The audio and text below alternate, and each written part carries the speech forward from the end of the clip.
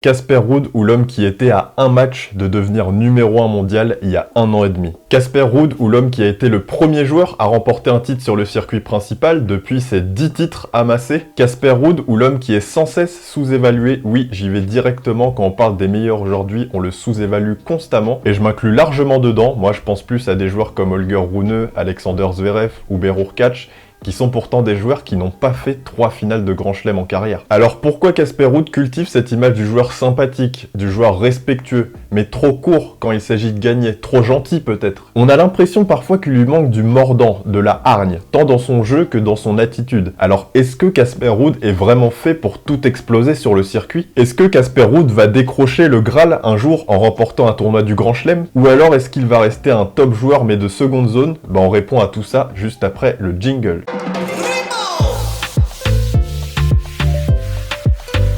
Une ascension progressive. Effectivement, Casper Ruud, il a connu une progression constante en 2018, puis en 2019, où il intègre le top 100 avec des très bonnes performances notables, où il fait des quarts de finale, des demi-finales à répétition. Et en fin d'année 2019, il se qualifie pour le Masters Next Gen, donc ça témoigne quand même d'une belle progression. En 2020, il confirme sa place dans l'élite du tennis en gagnant son premier titre sur le circuit principal à Buenos Aires. Et ce qui est intéressant à cette époque, c'est qu'il commence à jouer du très très gros. Il joue Djokovic à Rome, il joue Federer et Berrettini à Roland-Garros. Donc mine de rien, il s'immisce dans le moule des tout meilleurs et à force de les jouer, il s'acclimate à leur jeu, il s'acclimate à leur balle et à leur niveau global. Et donc en 2021, il s'illustre particulièrement sur terre battue où il remporte 5 tournois sur le circuit sur terre, 5 250, ce qu'il fera entrer dans le top 10 et même s'il n'est pas incroyable sur dur et sur gazon, il finit 2021 à la 8e place mondiale. Et d'ailleurs, c'est notre ami Nick Kyrgios qui le clashera et qui dira que c'est qu'un joueur de terre battue et que finalement, il est bon que sur cette surface et que c'est pas un joueur complet. Donc c'est un petit accro entre le feu Kyrgios et la glace Ruud, et on parlera du caractère de Ruud un peu plus tard, c'est très intéressant, il y a des choses à dire. Mais rapidement sur son style de jeu, avant de rentrer dans le cœur de cette vidéo, Casper Ruud c'est un jeu classique, un jeu de fond de court avec un coup droit lifté qui gicle énormément, d'où le fait qu'il soit aussi fort sur terre battue. Il a un revers qui tient la route, mais sans plus, et surtout il a un service particulier où il prend la balle montante, c'est-à-dire que son impact de frappe au service a lieu lorsque la balle monte encore, donc c'est quelque chose qui est plutôt rare aujourd'hui sur le circuit, mais il s'en sort très très bien je trouve. Mais voilà, il a un jeu solide, mais il n'a pas une arme qui se détache en particulier. Casper Ruud, un vrai champion, point d'interrogation. Ça y est, on y va, et je dois vous parler de sa saison 2022 qui est exceptionnelle. Alors exceptionnelle pas tant dans les résultats, même si c'est fou ce qu'il a fait, rien à dire, mais plutôt pour l'image qu'on avait de Casper Ruud et du potentiel qu'on lui a attribué. En gros, c'était complètement inattendu. Ruud en 2022, c'est 3 titres, 3 250, mais surtout une finale à Miami, une demi-finale à Rome, une finale à Roland-Garros,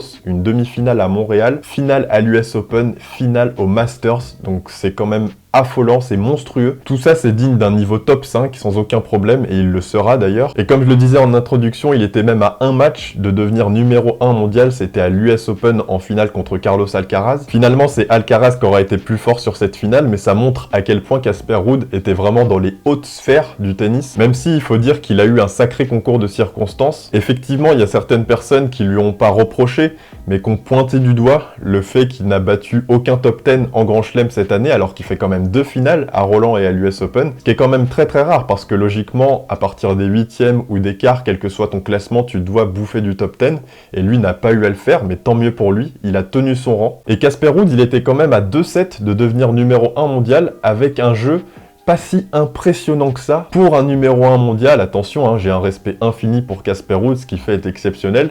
Mais si je vous montre les joueurs, les légendes qui ont été numéro 1 mondial ces dernières années, est-ce qu'on n'aurait pas affaire à un niveau de jeu un peu plus costaud, un peu plus consistant? Compte tenu de la concurrence aussi, bien évidemment. Mais la question c'est, est-ce qu'un Casper Ruud aurait sa place dans cette liste pour l'instant? Moi je trouve qu'il y a un léger différentiel entre Ruud et ces joueurs qui dans l'absolu n'ont pas de faille. On peut peut-être mettre Daniil au filet, la main de Daniil, mais à part ça, c'est parfait. Je parle surtout de la colonne de droite, ceux que j'ai eu la chance de voir jouer. Mais Ruud, voilà, je trouve qu'il a pas le revers d'un numéro 1 mondial, il a l'intelligence tactique parce qu'il optimise son coup droit incroyablement bien, mais dans le jeu Casper Ruud, pour l'instant, je trouve que numéro 1 mondial, c'est quand même généreux. Ça aurait pas été un faux numéro 1 mondial, mais je trouve qu'il aurait profité d'un espace incroyable pour prendre le trône, et on lui souhaite d'ailleurs d'avoir l'occasion à nouveau. Sauf qu'en 2023, Casper Ruud il n'a pas vraiment confirmé ses résultats de 2022, mis à part sa finale à Roland-Garros qu'il a réitéré, mais sinon Casper Ruud il fait 3 fois deuxième tour, hormis Roland-Garros en Grand Chelem en 2023, donc c'est quand même méga décevant pour un joueur qui a fini l'année passée numéro 3 mondial. Imaginez-vous, il fait deuxième tour à l'Open d'Australie, il perd contre Brooksby, deuxième tour à Wimbledon, il perd contre Liam Brody, donc un joueur qui joue en Challenger quand même, et deuxième tour à l'US Open où il perd contre Zizeng. Donc c'est une saison quand même foirée en Grand Chelem hors Roland-Garros. C'est quand même hyper léger et c'est décevant. Et d'ailleurs, il finira l'année à la 11e place mondiale, donc ça illustre sa baisse de niveau.